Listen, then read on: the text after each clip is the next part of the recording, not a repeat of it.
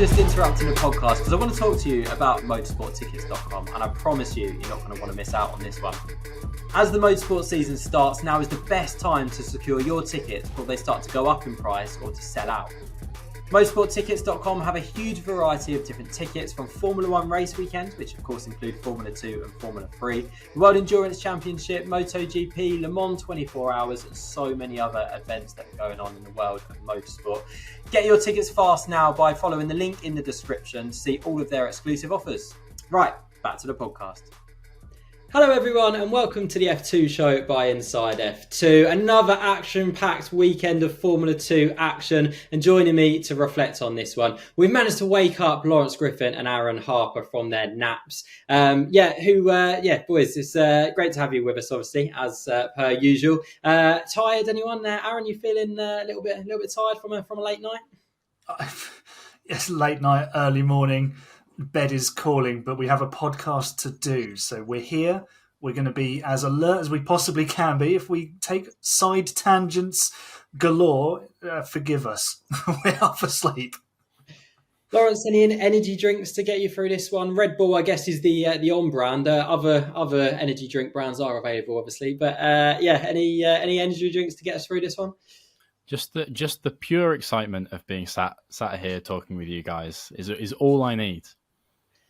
Amazing. Let's get into it then. We're going to talk about Dennis Hauger's unfortunate crash. We're going to talk about Paul Aron, another impressive weekend for him. Villa Gomez in the points, we're going to talk about him, and a Trident victory as well. All of that to come, but there's only one place to start, obviously, and that is Isaac Hadjar, taking the checkered flag twice, a winner this weekend. Obviously, sprint race, we'll get into that because he didn't take that win eventually. But he won the feature race. He benefited from the safety car coming out at the perfect time. And it was a really, really impressive performance, wasn't it, Aaron?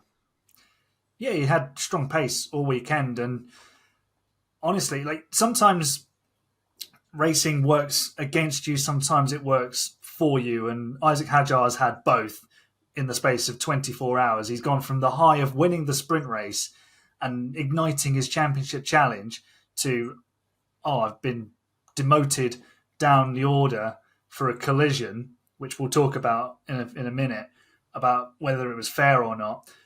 And then it looked again like he was going to be caught out because he pitted after his teammate and the tyres were starting to fall apart.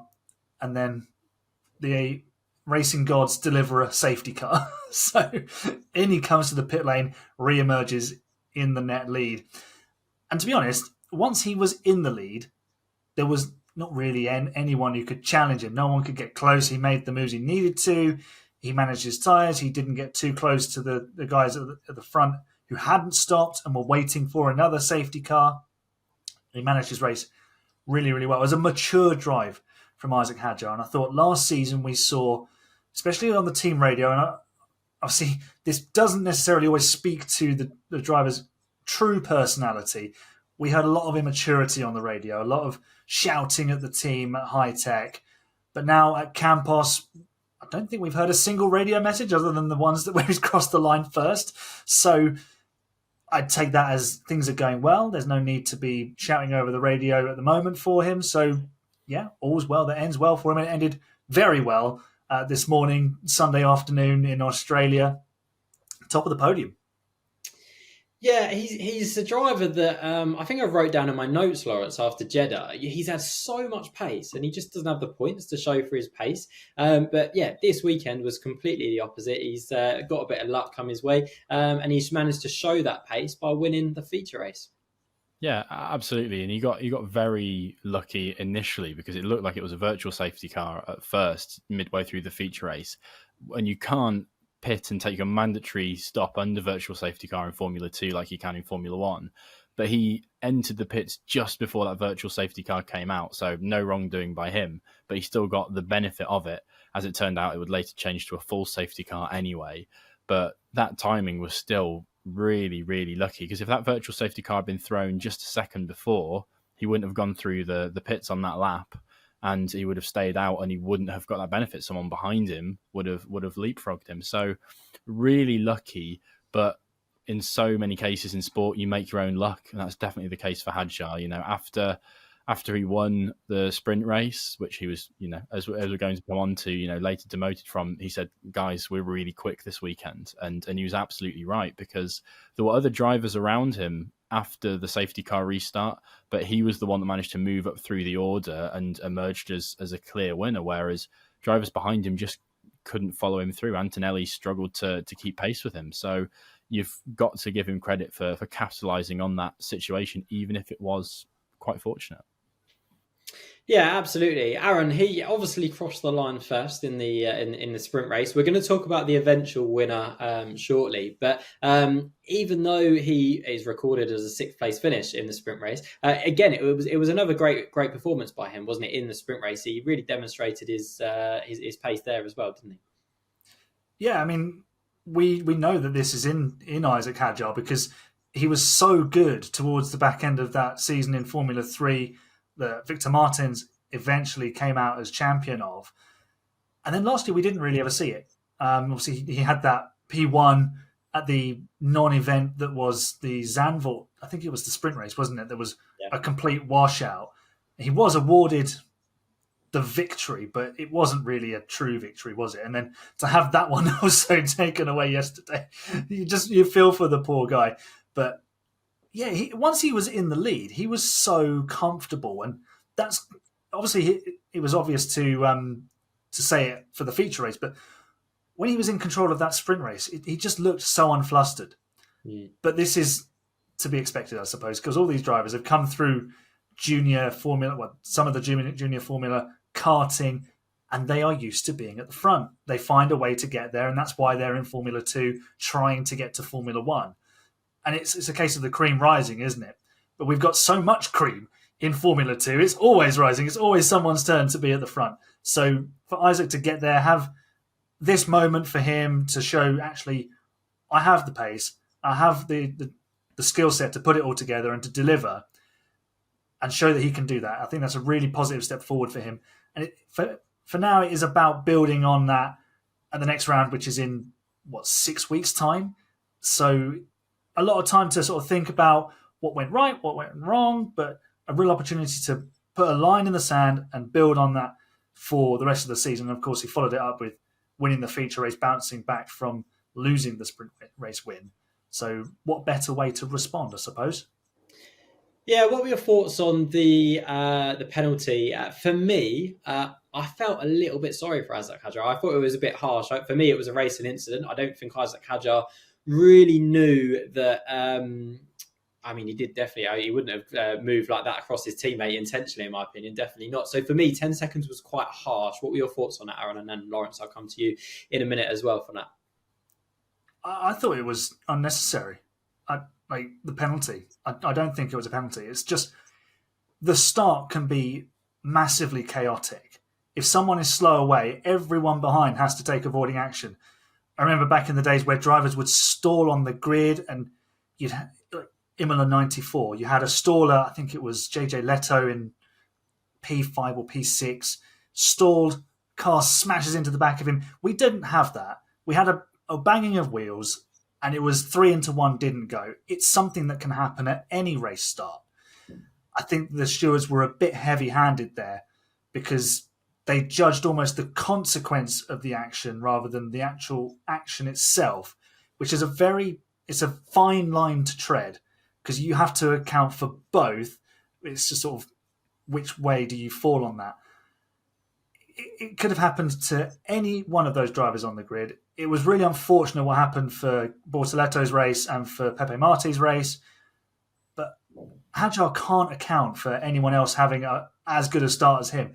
It brought me back to Singapore 2017, where Vettel gets away poorly, Verstappen and Raikkonen get really good launches in the wet, 3-1 didn't go, and they all ended up out of the race. So it's just one of those things that can happen at the start. That, frankly, to use a common phrase, that's racing. Yeah, classic Aaron, by the way, bringing out the history books and going back to the 1994 Formula 1 season. Lawrence, do you agree? Do you think Isaac Hadjar was robbed of the double this weekend? Yeah, I think that was really, really harsh. I honestly didn't think it was a penalty. You know, the visibility out of those cars is not great. Everything's happening so fast. Even if he was able to see out of his mirrors, it was only a fraction of a second that Pepe Marti was coming out. That then only a fraction of a second later, he pulled out to try to cover off the inside. You just can't make that kind. You know, it wasn't deliberate.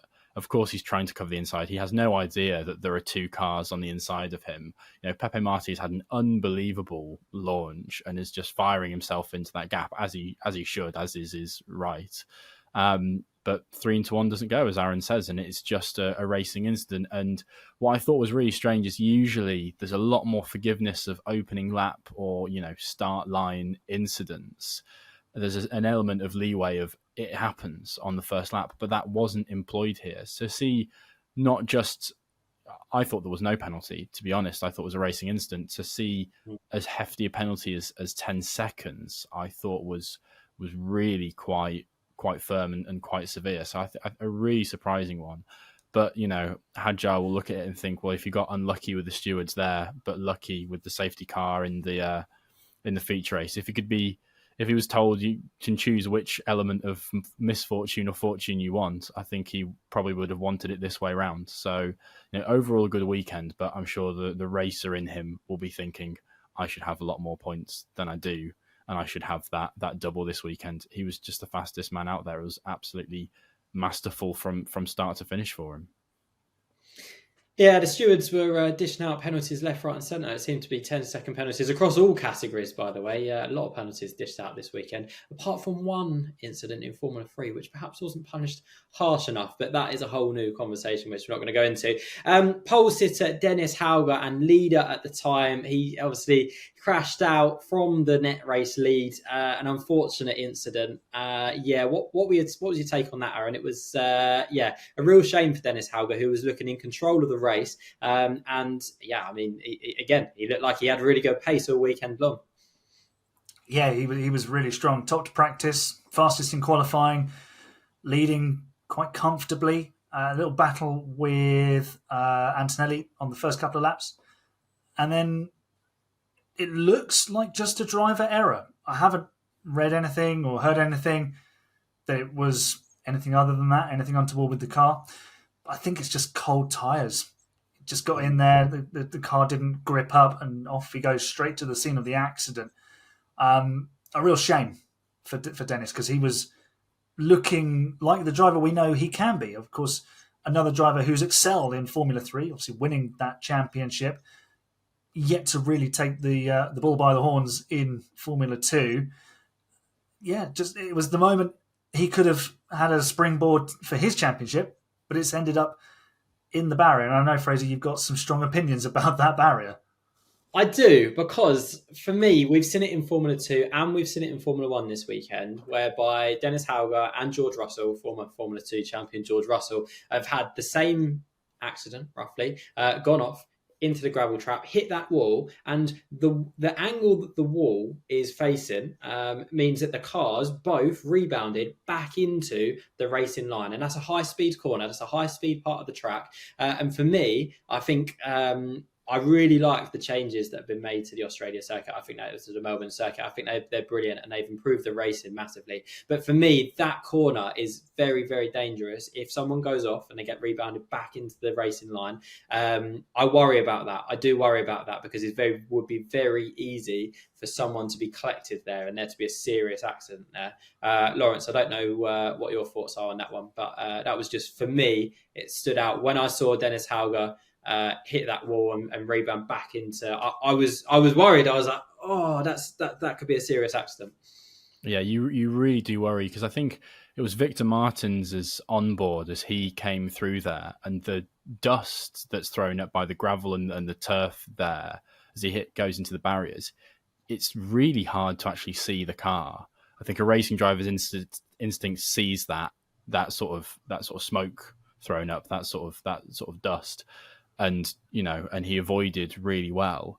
But, you know, it would be easy for a driver not to see it or not react until it's too late, going flat out through the exit of the corner, as what's become such an important corner on this course now with the changes to turn 7 up to turn 9.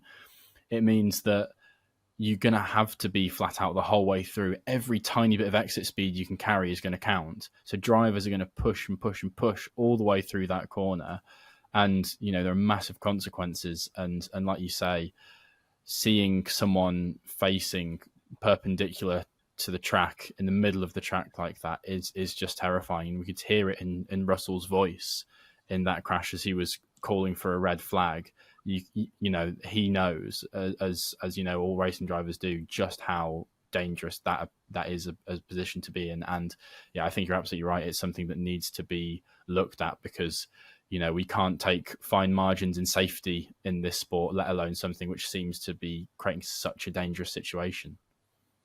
Yeah, let's hope that's something that is improved on for next year, because we definitely don't want a situation where we'll wait until something bad has happened to make that change. Let's make that change before something bad does happen, to prevent that from happening, because we definitely don't want that. Aaron, let's get a quick word before we move on to our sprint race winner. Let's get a quick word on Kush Mione. Obviously led the feature race for a long time. He was just on the wrong strategy, wasn't it? And at one point it looked like he was on the right strategy, and it looked like he was in a really good position to really push on, didn't it? Yeah, we spoke about earlier that Isaac Hadjar got the good fortune of the safety car timing. Kush Mione was very much the unbeneficiary of that. It completely ruined his strategy, because at the time when Hadjar had his accident, Kush was on a charge, using those tips from double world champion Mika Hakkinen very well indeed. And he's had great pace all season. Like, he was fastest in qualifying in Bahrain, front row start, promoted to pole in Jeddah, at the sharp end again this weekend, but only has a single podium to show for it, and that's the same across the Invicta team. They've had the pace, they just haven't been able to put it together, whereas obviously Zane Maloney won both races in Bahrain, but Jeddah was a little bit more scruffy. I say scruffy, but he didn't quite get the same performance out of the car. And then this weekend, just sort of doing that championship leader thing where he just appears on the podium at the end of the race. And you're like, how did he get there? So for Kush to have had that pace and not have the points, it shows you what a good job that other drivers are doing. And the luck that also is going in their favour and isn't going necessarily in Kush's favour. But keep going, and I'm sure the racing gods will be on his side at some point in the not too distant future.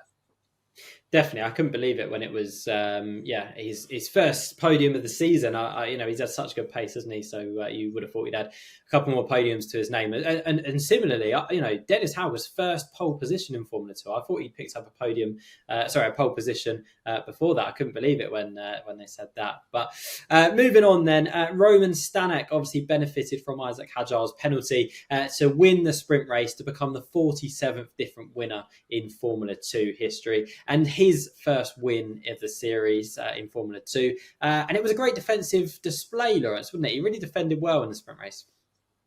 Yeah, defensive is absolutely the word. He didn't look at any point like he had, the best pace of anyone out there, but he certainly got his elbows out.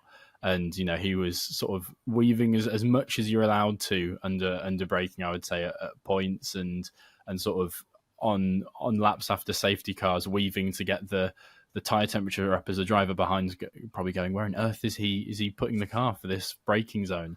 But, he got it right. He didn't overstep the mark. He defended really, really well. And, and we love to see that, because all too often we see a driver think, well, I don't have the tyres, don't have the pace.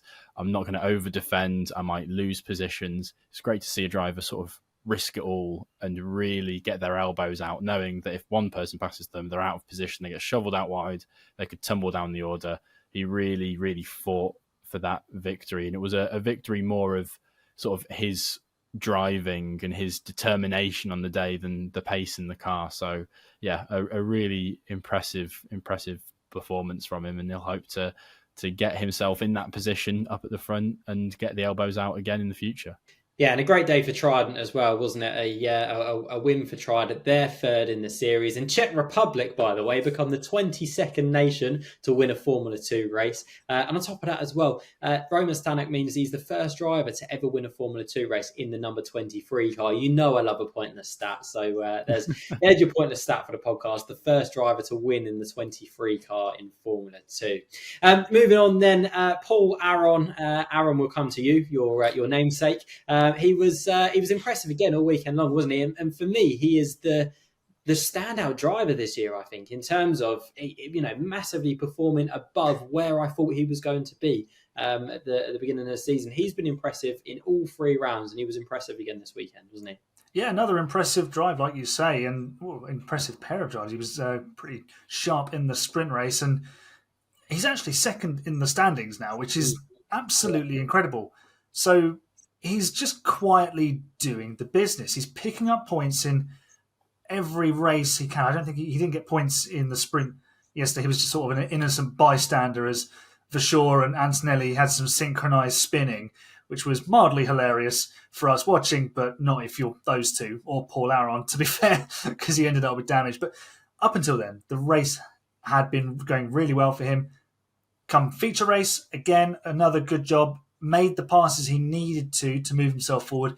Didn't have enough pace to catch Hadjar in the end. But again, another quietly solid drive. He's just going about it, no fuss, no frills, doing the job. And he's letting his on-track racing do the talking. And don't forget, this is a driver who has been dropped by the Mercedes junior program. Kimmy Antonelli's come in with all of this fanfare, all of this expectation, talk of an instant promotion to Formula One, talk of being a title contender, and it's Paul Aron who's picking up the results. So it just shows you that the funny ways in which motorsport, sport in general, just works sometimes. It can be so quirky, but that shouldn't diminish the job that Paul Aron is doing. He's doing a wonderful job, and speaking as an Aron, I'm very happy for it. Very good, very good. I want to talk about Antonelli because Kimmy Antonelli is someone that I thought had a really good weekend this weekend. And he's building, isn't he? P2 in qualifying, P4 in the feature race. He's getting better and better every round. You know, in Bahrain, it was the Premier wasn't great in Bahrain anyway, was it? But a single point in Bahrain. Fighting in the front of the field in Jeddah, and then this weekend straight to P2 in qualifying. I thought he was on pole for a minute, and I'm really interested to see what he does as we move back into Europe, and he's back at familiar tracks, tracks that he's raced at in Freca. As I said, he's building.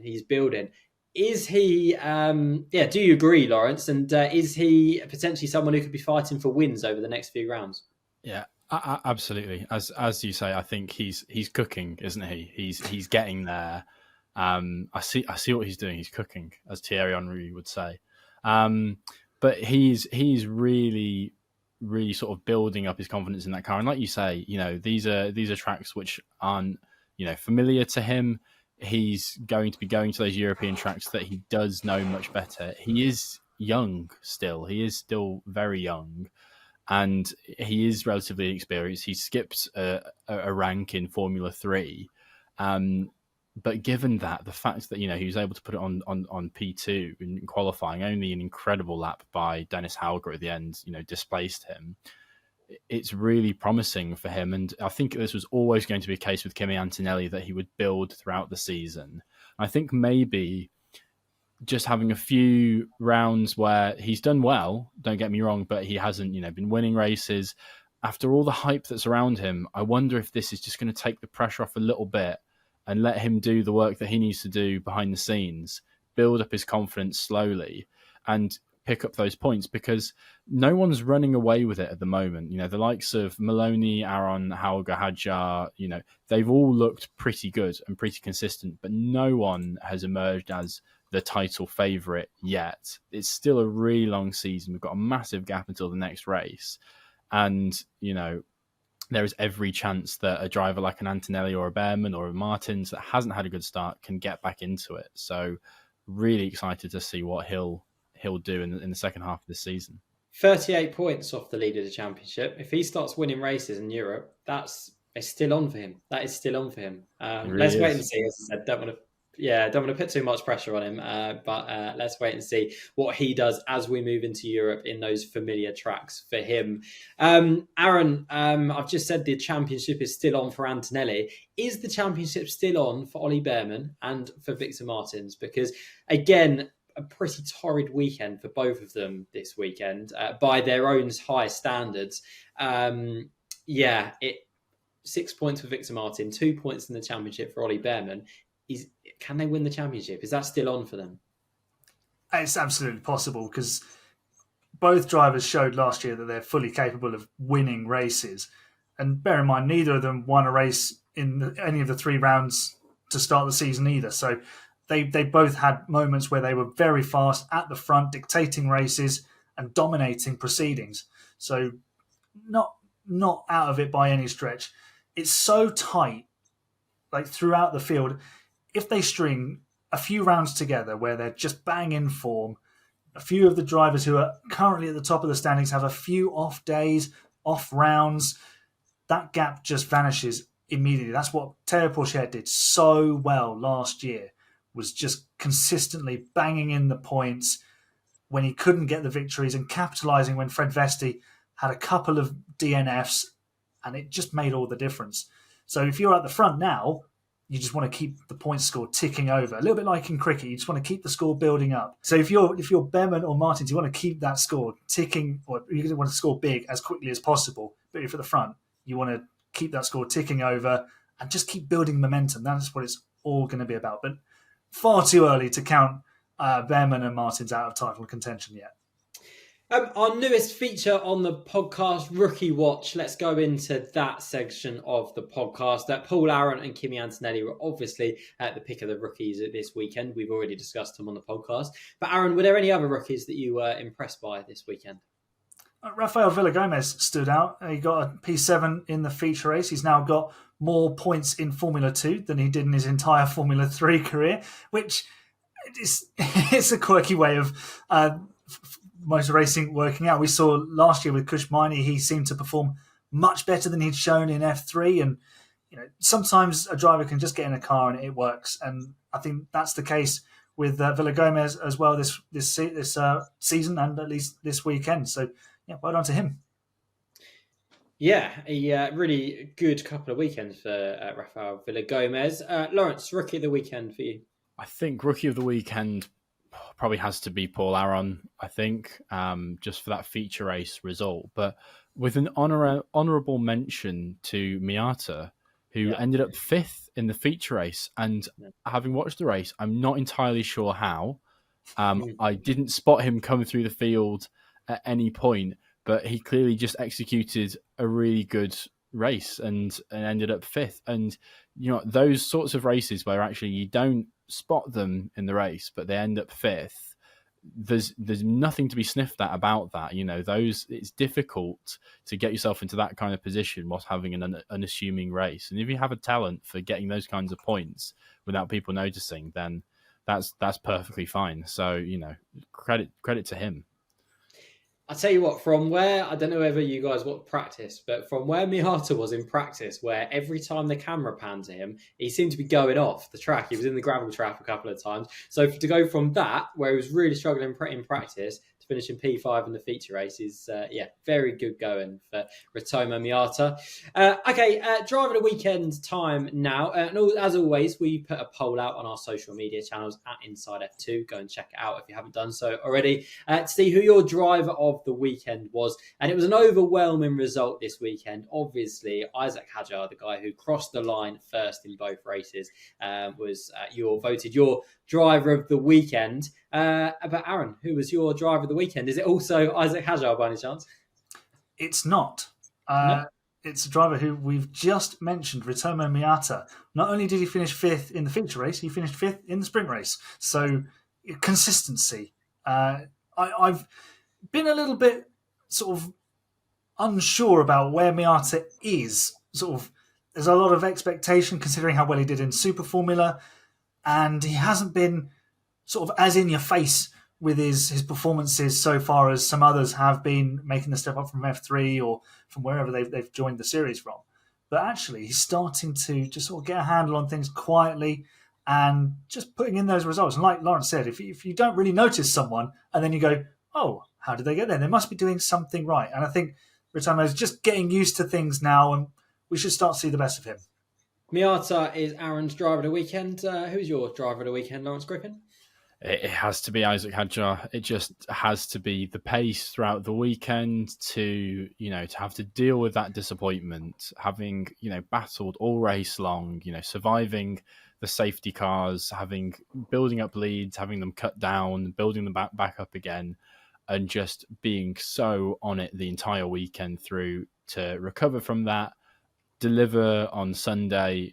Just wonderful. I'm so glad to see him get a proper win finally, and show the talent that he has. And now you look at him, he's fourth in the standings, and he'll be thinking that he has a shot this year when there's been no clear front runner.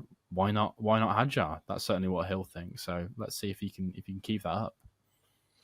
It's all to play for, isn't it, after 3 rounds in Formula 2? Let's take a look at the championship standings before we go then. Zane Maloney leads the way, as he has done since the start of the season, by 15 points from the highest placed rookie, Paul Aron. Isaac Hadjar jumps 10 places to P4 in the standings, putting his name into championship contention. No points this weekend for Enzo Fittipaldi and Pepe Marti after their strong starts to the season. They sit 6th and 7th. And Ritomo Miata rounds out the top 10. And the team standings? Rodin Motorsport remained the team top of the standings on 78 points after a strong feature race for both drivers. Campos and Hitech are their closest challengers, however it's incredibly tight with only 20 points separating those teams. Difficult start to the season so far for ART, they sit 10th, and PHM the only team yet to get off the mark. And as always, you can check out the full standings at www.insidef2.com.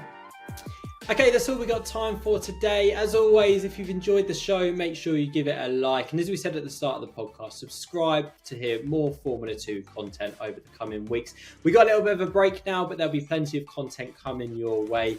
And get involved on social media as well. We love hearing your thoughts and comments. But from me, Fraser Ford, and all of us here at Inside F2, we'll see you next time.